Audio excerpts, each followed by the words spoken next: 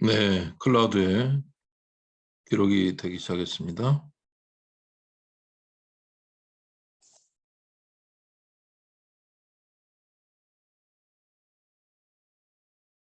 네, 직장 내 괴롭힘 예방 교육 강사 정창규입니다. 꿈꾸는 마을 장애인 활동 지원기관에서 장애인들의 돌봄 서비스에 종사하고 있는 여러분 안녕하십니까? 저는 신문 기자로 31년을 근무한 경력이 있습니다. 자, 근로기준법이 바로 직장 내 괴롭힘 예방 교육의 근거가 됩니다.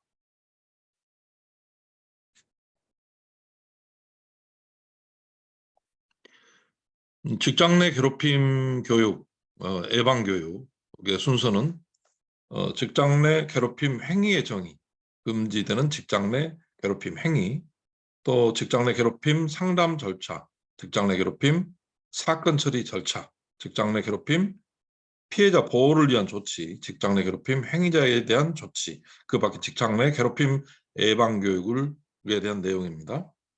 10인 이상의 사업체의 권고사항으로 되어 있습니다만은 이 직장 내 괴롭힘이 우리나라 사업장 내에서 연간 5조 원 정도의 경제 손실을 야기한다라고 하는 그런 점 때문에 최근 들어서 굉장히 갑질 문화를 근절해야 된다 하는 것을 사회적 이슈로 크게 다루고 있습니다. 그런데 우리가 여기서 주의해야 할 것은 윗사람이 아랫사람을 괴롭히는 것도 성립이 되지만 아랫사람이 윗사람을 괴롭히는 것, 소위 하극상이라고 이야기하죠. 법에 등에 없고 윗사람을 괴롭히는 것, 이것도 직장 내 괴롭힘 유형의 하나입니다.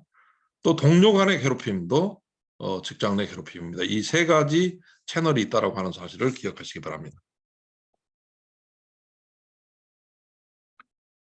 자, 도노분 직장 내 괴롭힘, 우리 사이에도 가해자가 있다, 이런 이슈인데요. 정부가 이 괴롭힘과 관련한 그 교육교재에 사용하고 있는 내용을 가져왔습니다. 재계약 결정권을 가진 지역본부 매니저가 능력이 안 되면 몸빵이라도 해야지. 창규 씨, 대가리 안 쓰냐? 너희들 어차피 갈 데 없잖아. 이렇게 잦은 폭언, 협박을 했다. 괴롭힘에 해당합니다. 자, 대표가 개인 사정 무시하고 술자리에 부르면서 거절할 경우 어떤 식으로든 보복하는 것.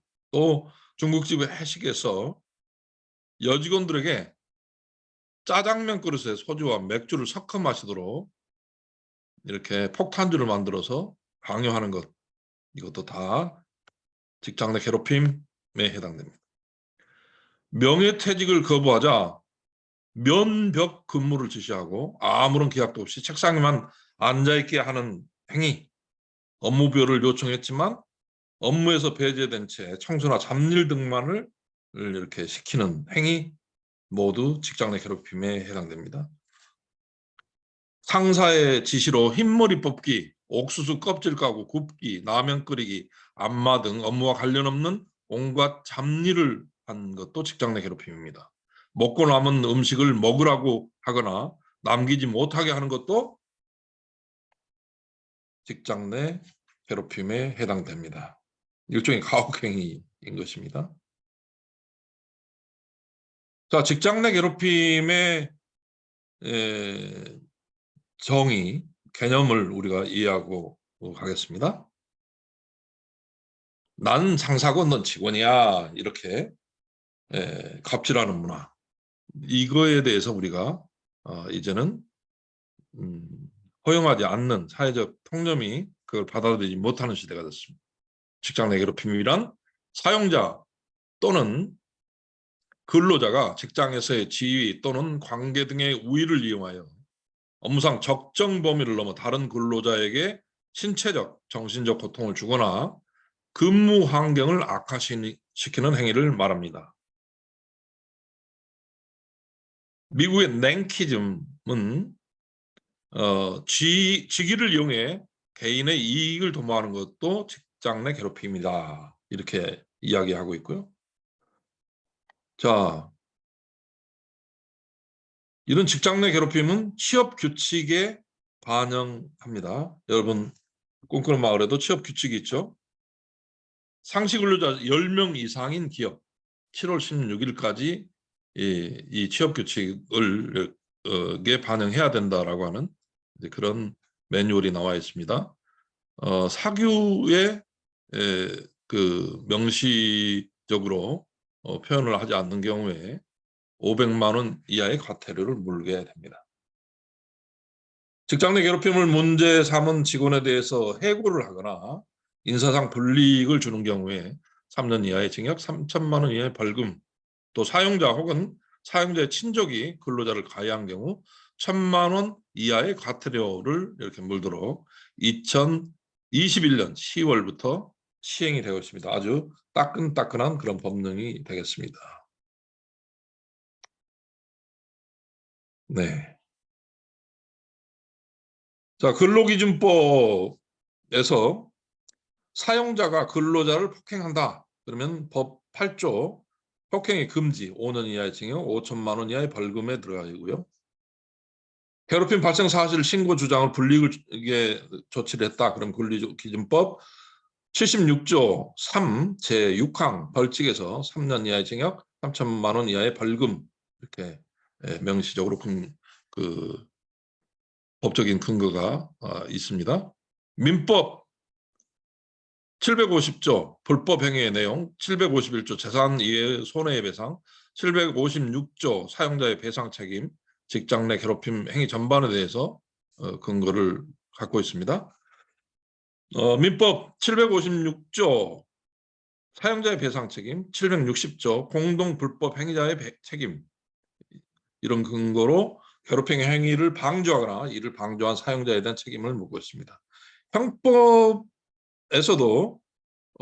직장 내 괴롭힘에 대해서 다루고 있습니다. 폭행 상해의 경우 형법 57조 상해 전속 상해는 7년 이하의 징역 1천만 원 이하의 벌금, 258조 중상해 전속 중상해는 1년 이상 10년 이하의 징역, 261조 특수폭행은 5년 이하의 징역 또는 1천만 원 이하의 벌금, 또 형법 311조 모욕 1년 이하의 징역 200만 원 이하의 벌금, 307조 명예훼손 2년 이하 징역 또는 500만 원 이하의 벌금, 309조 출판물에 의한 명예훼손 3년 이하의 징역 또는 700만 원 이하의 벌금. 형법에서 협박이나 강요에 대해서도 법적으로 다루고 있습니다. 283조 협박, 전속협박 3년 이하의 징역 또는 500만 원 이하의 벌금, 284조 특수협박 7년 이하의 징역 또는 1천만 원 이하의 벌금, 324조 강요 5년 이하의 징역 3천만 원 이하의 벌금, 297조 강간 3년 이상 유기징역, 297조의 2 유사강간 2년 이하의 유기징역 이런 성추행, 폭행에 대해서도 다루고 있습니다.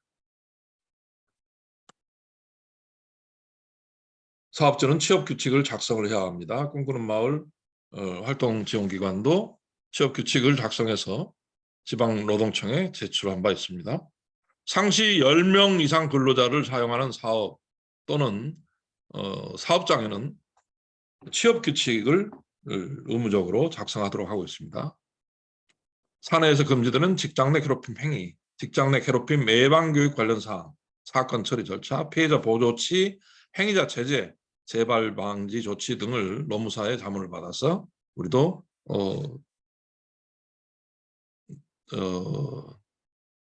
이제 취업규칙을 제출한 바 있습니다. 이렇게 된 거는 직장 내 괴롭힘 현상을 방치할 수 없는 상태에 이르렀다라고 하는 그런 판단에 따른 것입니다. 검토 배경을 보면 직장 내 괴롭힘은 더 이상 방치할 수 없는 심각한 사회 문제라는 것입니다.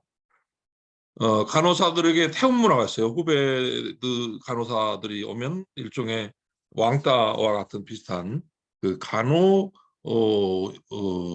분야의 그런 좋지 않은 관행들이 남아있는 것이 여전히 있습니다. IT 업체 사업주의 직장 내 갑질, 폭행을 하고 대기업 오너 일가의 폭언, 뭐 이런 것들이 사회적 이슈로 부각돼서 뉴스에 계속 이렇게 터져 나왔습니다. 직장인의 70% 정도가 괴롭힘 피해를 경험했다 이렇게 답변할 정도로 우리 사회에 직장 내 괴롭힘이 광범위하게 발생하고 있습니다. 이에 따라서 정부 차원에서 직장 내 괴롭힘 근절을 위한 정책 과제가 이제 선정이 돼서 관계부처 합동으로 직장 등에서의 괴롭힘 근절 대책 수립이 이루어진 것입니다. 입법 조치로 2019년 1월에 근로기준법 개정을 통해서 최초로 직장 내 괴롭힘 개념을 법률에 규정했습니다. 그리고 형법, 근로기준법 이런 것들에서도 이제 다뤄지고 있는데 이런 체계들을 이제 이렇게 다양한 양상으로 전개되고 있는 폭발하고 있는 괴롭힘 문제를 예방하고 감독하는데 한계가 있어서 직장 내 괴롭힘 규율을 위한 근로기준법을 개정한 것입니다. 근로기준법은 직장 내 괴롭힘을 법에 정의하고 금지하면서도 행위자에 대한 직접적인 처벌 규정은 두지 않고 사업장별 상황에 맞게 취업규칙에 직장 내 괴롭힘 예방 대응 조치를 정하고 그에 따르도록 한 것입니다. 아울러 각 사업장은 취업규칙에 직장 내 괴롭힘의 예방 및 발생 시의 조치 등에 관한 사항을 필수적으로 기재해야 한다고 고용노동부의 교육자료에 명시가 되어 있습니다. 괴롭힘 발생 시에 직장 내 괴롭힘 발생 시의 조치 이거를 앞에서 본 바와 같이 취업규칙에 반드시 반영해야 된다라고 정하고 있습니다. 직장 내 괴롭힘의 판단, 근로기준법상 직장 내 괴롭힘 개념을 분석을 해보면 사용자 또는 근로자가 직장에서의 지위 또는 관계 등의 우위를 이용하여 업무상 적정 범위를 넘어 다른 근로자에게 신체적, 정신적 고통을 주거나 근무 환경을 악화시키는 행위가 이제 괴롭힘의 핵심 내용이 되겠습니다. 자, 그러면 괴롭힘 발생 위험 진단을 해보면 우리가 조금 더 괴롭힘에 대해서 분명하게 인지를 할 수 있게 되는데요. 개인별로 진단하는 방법이 있겠고 업무 유형별로 또 위험 요인을 진단해 볼 수 있겠습니다. 또 직장 문화로 진단을 해볼 수 있겠습니다. 대표적인 군대 문화의 이 그림을 보면 이렇게 군복을 입은 군인이 개밥을 담당하거나 김장을 담당하거나 자녀 숙제를 담당하거나 흥신소를 담당하거나 이런 거는 군복무하고 무슨 상관이 있습니까? 이게 공적, 사적인 영역에서 자신의 언행이 상대방에게 갑질로 받아들일 수 있는 가능성을 진단해 볼 필요가 있다는 것입니다. 공식 자리에서 직원에게 반말을 하거나 외모에 대해서 부적절하게 언급을 하거나 사적 노무를 요구하는 등 자신의 언행을 진단을 해보면 직장 내 괴롭힘이 지금 자신으로부터 비롯되는지에 대해서 진단은 그 위험을 감지해 볼 수 있겠습니다.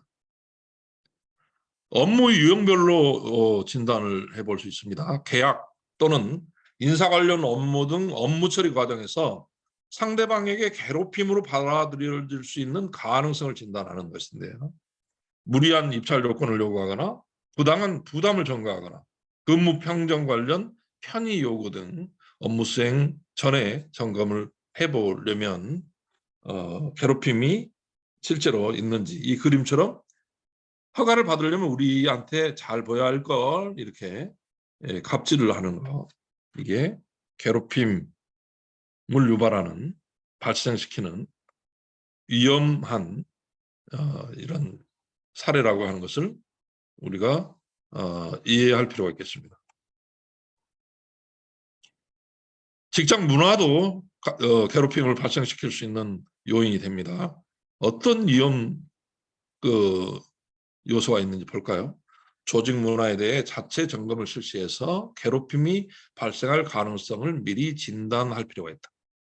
상명하복의 서열적 구조로 권위주의적 문화가 강한지, 관리자가 직원들의 말을 경청하지 않는지 등에 대한 직장 문화를 점검해 볼 필요가 있다.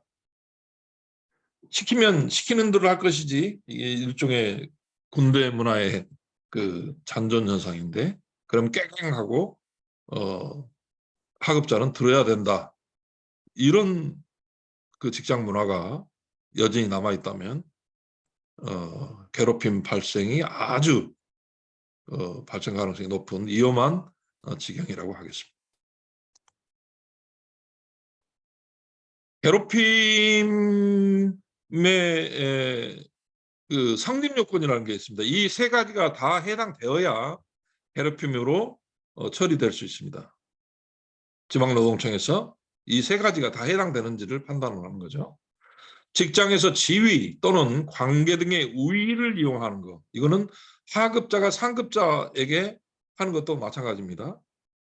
지위의 우위란 지위 명령 관계가 아니더라도 회사 내 직급, 직위 체계상 상위에 있음을 이용하는 경우, 또 관계의 우위란 상대방이 저항 또는 거절하기 어려울 개연성이 높은 상태로 인정되는 경우, 이게 반드시 성립이 되어야 다음번 걸 따질 수 있습니다. 업무상 적정 범위를 넘어선 것이냐, 업무상 필요성이 인정되지 않거나 행위 양태가 사회적 통념으로 비춰볼 때 상당하지 않다 하고 인정되는 행위, 적정 범위를 넘어선 것이냐, 그 괴롭힘이 평균적인 어떤 수준을 넘어섰다고 하면 따져볼 수 있는 것입니다. 이 두 가지가 성립됐다면 마지막 세 번째도 또한 성립이 돼야 됩니다. 신체적, 정신적 고통을 주거나 근무 환경을 악화시키는 행위냐, 이게 분명히 있어야 괴롭힘, 직장 내 괴롭힘으로서 이제 따져볼 수 있는 것입니다. 의도를 가지고 한 것이 아니더라도 그로 인해서 고통을 받거나 근무 환경이 악화된 경우, 근무 환경의 악화는 피해자가 능력을 발휘하는데 간과할 수 없을 정도의 지장을 초래하는 것을 이야기합니다. 직장 내 괴롭힘 판단 기준은 종합적으로 구체적인 사정을 참작하게 되는데요. 당사자의 관계, 괴롭힘이 행해진 장소와 상황, 이례적인 또는 지속적인 요인이 있는지, 행위의 내용과 정도를 따져봤을 때 괴롭힘의 범죄에 드는지를 보는 것입니다. 피해자에게 신체적, 정신적 고통 또는 근무 환경의 악화라는 결과가 발생한 것이 인정되어야 성립이 된다. 그렇게 직장 내 괴롭힘으로 판단할 수 있다. 이렇게 정리하면 되겠습니다. 괴롭힘의 성립 요건은 사용자가 근로자에게, 근로자가 근로자에게, 사용사업주가 파견 근로자에게, 소속 근로자가 파견 근로자에게, 여기서 빠졌습니다만은 근로자가 사용자를 상대로 하극상을 벌이는 것도 문제가 됩니다. 직장 내 괴롭힘 판단 요소, 관계의 우위로 볼 수 있는 요소들, 수적인 측면에서 개인 대 집단의 경우가 성립이 됩니다. 정규직들이 비정규직을 상대로 괴롭혔다면 그것도 성립이 됩니다. 업무의 직장 내 영향력, 감사, 인사부서 등의 영향력도 따져볼 수 있는 요인입니다.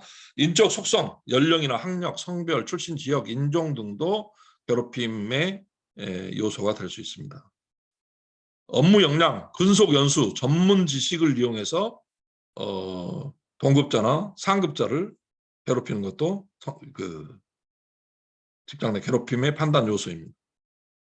근로자 조직 구성원 여부, 노조, 직장협의회 등에 이제 가입이 됐느냐 안 됐느냐에 따라서 괴롭힘을 조장하는 것도 문제가 될 수 있습니다. 관계의 우위성은 특정 요소에 대한 사업장 내의 통상적 평가를 바탕으로 하는 것이고요. 관계의 우위성은 상대적인 것입니다. 우위성과 달리 평가할 특별한 사정이 있는지도 확인해야 합니다.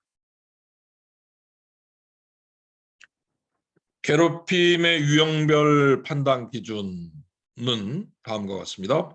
법령을 위반했느냐, 사적인 이익을 요구했느냐, 부당한 인사를 했느냐, 비인격적인 대우를 했느냐, 기관의 이의주의가 있느냐, 업무상 불이익이 발생했느냐, 부당한 민원 응대를 했느냐, 또 다른 괴롭힘의 유형들도 통상적인 범위를 벗어난 것이면 문제가 되겠습니다. 자, 괴롭힘의 판단 기준으로 법령 등을 위반하는 경우 이렇게 돈을 주고받거나 돈을 요구하거나 또 법령 규칙 조례 등을 위반해서 자기 타인의 부당한 이익을 추구하거나 불이익을 주었을 경우에 괴롭힘에 해당됩니다.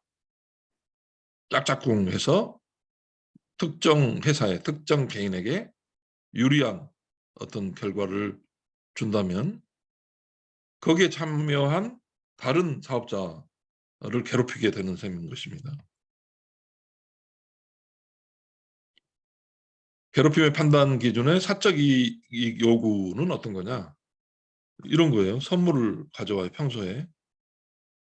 추석 때도 물론 가져오기도 하고 이번 사업도 잘 부탁드립니다. 이렇게 선물을 줬다면 받는 사람이 뭐 당연한 거 아니냐 이렇게 받는 거. 이렇게 사적 이익을 추구하는 것. 우월적 지위를 이용하여 금품 또는 향응 제공 등의 강요 또는 유도 이러한 것이 다 괴롭힘에 해당됩니다. 사적으로 이익을 추구하였는지의 여부가 괴롭힘의 판단 기준입니다. 부당한 인사도 괴롭힘이 됩니다. 특정인의 채용, 인사, 또 승진 등을 배려하기 위해서 유리하거나 불리한 업무를 지시했다면 괴롭힘이 됩니다.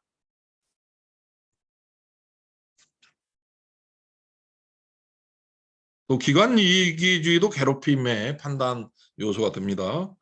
발주기관 부담 비용을 시공사에게 부담시키는 등 부당하게 기관의 이익을 추구했는지를 따져볼 필요가 있겠습니다. 공공공사 부대 비용 소송 현황을 보면 32건에 약 3천억 원 정도가 2010년부터 14년까지 국토부 산하의 공공기관에서 발생했습니다. 공공기관의 불공정 발주 유형을 보면 부당특약 내부 지침, 또 산하반등 관리비 기준 미준수, 노무비 조정률 부당 적용, 공사 공기 연장 추가 비용 미반영 등을 통해서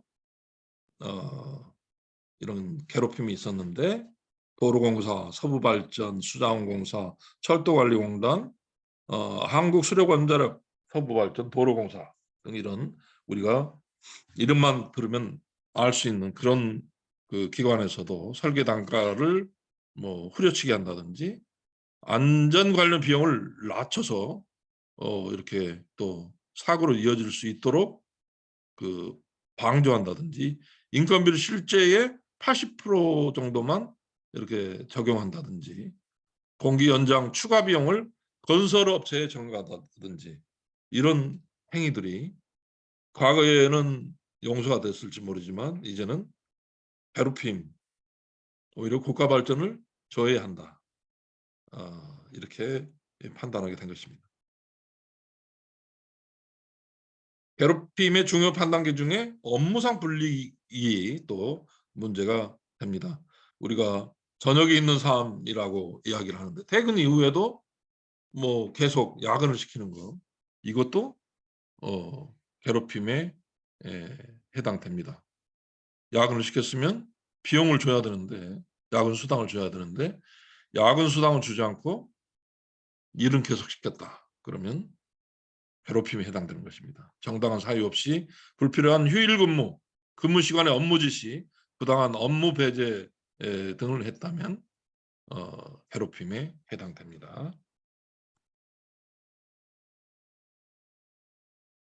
부당한 민원 응대도 괴롭힘에 해당됩니다. 정당한 사유 없이 민원 접수를 거부하거나 고의로 지연 처리를 했을 때 괴롭힘이 되겠습니다. 또 의사에 반한 모임 참여를 강요하는지 부당한 차별 행위를 했는지 이런 것들도 괴롭힘의 판단 기준이 됩니다. 그림에서 보는 것처럼 이제 회식 문화가 달라졌습니다. 즐거운 회식 자리에 뭐 술도 먹지 않은 사람을 억지로 끌어들여서 이렇게 폭탄주를 만들어서 돌리는 행위, 그런 것을 예상하고 거절을 해도 이제 괜찮은 그런 시대가 됐습니다. 사적 이익을 요구하는 유형, 뭐 돈을 받는 행위들이죠. 금품 수수하는 거. 실제 사례를 보면요, 공무원 A는 모 기업의 대표자로부터 직원 학식비 명목으로 200만 원을 수수하고 배우자 병원비 명목으로 다시 200만 원을 수수했다가 징계 처분을 받았습니다. 또 다른 공무원 A는 양도소득세를 신고한 세무사에게 자금 흐름 조사를 받지 않도록 해주겠다고 하면서 금품 100만 원을 요구했다가 징계 처분을 받았습니다. 또 다른 공무원은 부하 직원과 술을 먹으면서 자신이 술값을 계산한 후에 부하 직원에게 본인의 은행 계좌 번호를 주면서 술값 전부를 송금하도록 하고 50만 원을 입금받은 사실이 발각돼서 징계 처분됐습니다. 또 다른 공무원은 직원들과 단체 야구 관람 때 먹을 간식을 거래처에 전화하여 사줄 것을 요구하고 부관 직원들과 이를 나눠 먹은 사실이 있어서 징계 처분됐습니다. 또 다른 공무원은 이웃돕기 행사에 기부할 50kg의 쌀을 거래처에 전화해서 자신의 명의로 기부하도록 요구한 사실이 있어서 징계 처분받았습니다. 자신이 했으면 아무 일이 되지 않는데 남의 돈으로 자기가 한 것처럼 이렇게 속였죠. 부당한 인사도 직장 내 괴롭힘에 해당됩니다. 기관장이 승진심사위원을 개최하지 않은 상태에서 미리 승진자를 내정하고 형식적으로 위원회를 개최해서 승진시키는 행위, 부당한 인사 괴롭힘입니다. 기관장이 학교 후배를 승진시키기 위해서 근무 성적을 조작하고 상위 보직으로 승진시키는 행위, 모두 다 부당한 인사의 유형에 해당됩니다. 채용 조건을 변경해서 부당한 인사에 개입했다면 그것도 괴롭힘에 해당됩니다. 직원 채용 공고 시에 해당 분야 자격증을 필수 요건으로 공고했는데도 불구하고 자격증을 소유하지 않는 기관장의 지인을 합격자로 선정하는 행위, 괴롭힘입니다. 채용 공고 내용과 다르게 합격자 배수를 임의로 3배에서 5배로 늘려가지고 탈락 대상자인 지인을 채용하도록 유도하는 행위도 직장 내 갑질 행위에 해당되겠습니다. 퇴직을 강요하는 것도 갑질 문화입니다. 인사부서장이 내부 규정에 따른 징계 의결 절차 없이 하급자의 근로계약을 해지하고 해당자의 동의 없이 퇴직금을 일방적으로 중간정산하고 업무에서 배제했다면, 그렇게 퇴직을 강요하는 행위가 있었다면 직장 내 괴롭힘에 해당됩니다. 비인격적인 대우의 유형도 괴롭힘에 해당됩니다. 파견자에 대한 인사복귀 명령서에 인격체로 인정하지 않는 반납이란 표현을 사용했다면 그것도 인격 비하 행위가 되기 때문에 직장 내 괴롭힘에 해당됩니다.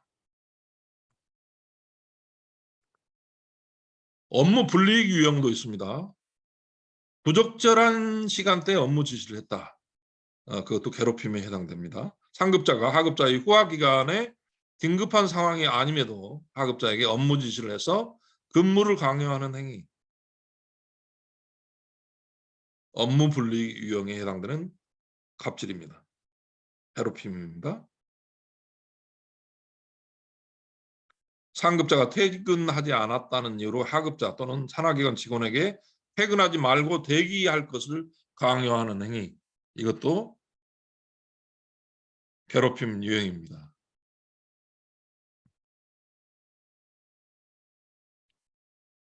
부당한 민원 응대 유형도 있습니다. 민원을 접수하는 과정에서 조사를 하지도 않고 민원을 처리할 수 없다는 이유를 들어서 접수를 거부하는 공무원이 있다면 이것도 이제 괴롭힘 유형에 해당됩니다. 특정인을 상대로 정당한 사유 없이 접수된 민원을 취하하도록 유도하거나 강압적으로 합의를 종용하는 행위도 부당한 민원 응대 유형에 해당됩니다. 기타 유형을 보면요. 모든 직원에게 업무 수행에 필요한 비품을 지급하면서 특정인에게는 아무 이유 없이 비품을 주지 않는 행위, 이 따돌림 행위, 왕따 행위 다 괴롭힘에 해당됩니다. 정당한 사유 없이 특정인에게 매 시간 업무 일지를 작성하게 하거나 사무공간 출입을 금지시키는 행위도 따돌림, 차별 행위에 해당돼서 괴롭힘으로 판결받을 수 있습니다.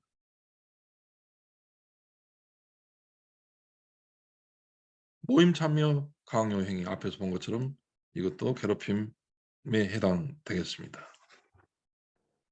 직장 내 괴롭힘의 악영향이 이게 개인 간의 문제에서 시작이 되지만 결국 사회 문제로 발전한다는 것입니다. 개인은 정신적 고통, 육체적 고통, 인격적인 비인간적인 그런 대우로 해안한 인격을 크게 손상받게 됩니다. 기업은 당연히 생산성이 추락하게 됩니다. 직장 내 괴롭힘으로 인한 노동력, 사회적 손실이 너무 크기 때문에 이제 정부가 나서서 직장 내 괴롭힘, 갑질 문화를 바꾸려고 하는 것입니다. 얼마나 큰 규모입니까? 연간 5조 원. 연간 5조 원이면 이 300만 인천시가 국가로부터 받을 수 있는 국비 지원 사업을 하고도 남는 그런 돈이 될 수 있겠습니다. 괴롭힘에 대한 조치와 대응 방안도 한번 보겠습니다. 10인 이상의 사업장은 괴롭힘 근절을 위한 전담 직원을 지정하고 괴롭힘 피해 신고 지원센터를 운영하도록 권고하고 있습니다.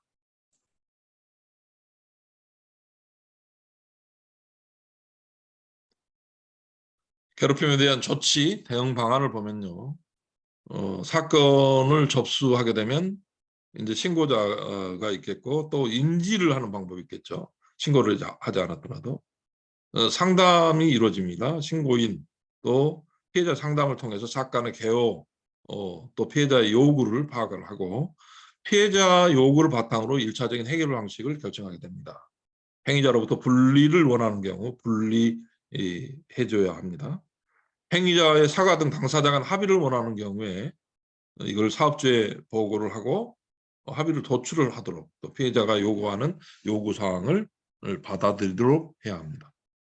회사 차원의 조사를 통한 해결을 원하는 경우에는 정식 조사를 해서 행위자에 대한 징계 등의 조치가 결과적으로 나타나야 됩니다. 또한 이런 직장 내 괴롭힘 사례가 발생을 한 경우에는 반드시 모니터링을 해서 합의 사항이 실제로 이행되고 있는지를 봐야 합니다. 또 피해자에 대한 후속적인 괴롭힘 피해 여부가 있는지 그것도 계속 봐야 합니다. 괴롭힘에 대한 조치, 또 대응 방안은 우선 갑질 행위를 중단시켜야 되겠죠. 피해자는 갑질 행위를 당하였을 때 가해자에게 즉시 행위 중지를 요구할 수 있습니다. 그게 하급자라도 말이죠. 또 피해 신고를 해야 되겠죠. 피해자는 갑질 행위 중지 요구 여부와 상관없이 그 사실을 전담 직원 혹은 센터에 신고해서 상담할 수 있습니다. 심리치료 요청도 할 수 있습니다. 피해자는 갑질 피해로 심리적 치료가 필요한 경우 소속 기관에 심리치료를 받을 수 있도록 요청할 수 있습니다. 대단히 중요한 부분이죠. 분리 요청할 수 있습니다. 피해자는 심리적 안정을 위해서 소속 기관에 가해자와 격리대 업무를 수행할 수 있도록 요청할 수 있습니다. 하급자가 하극상을 벌인 경우도 마찬가지입니다. 법률 지원 요청을 할 수 있습니다. 피해자는 갑질 신고에 대한 원활한 조사나 민형사상 법률 서비스를 받기 위해 소속 기관의 법률 전문가나 조력인을 지정해서 상황을 바꾸도록 이렇게 할 수 있습니다. 괴롭힘에 대한 조치, 대응 방안, 피해자 보호 대책을 보면요. 우선 2차 피해를 방지해야 되겠죠. 또 분리 조치를 해야 되고요. 또 조력인을 지정해서 도움을 줄 수 있습니다. 또 피해자가 적응할 수 있도록 지원하는 그런 그 대책도 나와야 합니다. 또 분리 처우를 금지하는 그런 대응이 필요하겠습니다. 괴롭힘 예방 대책이 추진돼야 하는데요. 기관별로 이루어져야 되고 인식 개선과 동시에 또 실태 파악도 이루어져야 합니다. 자체 가이드라인을 마련을 하고 재발 방지책도 마련해야 되고요. 상호 존중하는 그런 문화도 조성을 해야 합니다. 그러지 않으면 언제든지 재발될 수 있기 때문에 그렇습니다. 괴롭힘을 유발하는 관련 법령도 정비해야 합니다. 인식 개선을 해야죠. 일단 사업장에서 괴롭힘 사례가 발생을 했으면 예방 교육을 다시 해야 되고요. 재발 방지 교육을 해야 합니다.